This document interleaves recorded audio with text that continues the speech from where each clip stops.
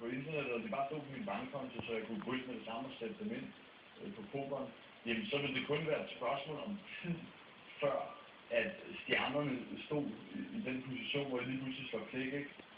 Og der er dårlige dage, hvor det slår lidt klik, selv for de bedste. Lige pludselig så alle puljerne, de ligger hos modstandere, ikke? Og det bliver fuldstændig sindssygt. Du gør alt i hele verden for at få de penge tilbage i det.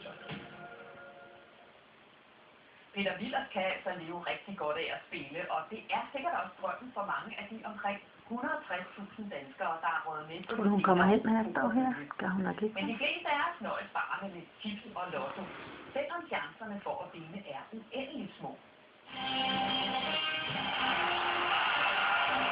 Ja, lottomillionær nøjes ikke med at drømme om det. Her i aften, der spiller vi om den første præmiepulje på 10,8 millioner kroner. Ja, tanken er måske lokken. Realistisk er den til gengæld ikke. Nummer 23. Chancen for at vinde den første præmie i lotto er 1 ud af 8.347.680.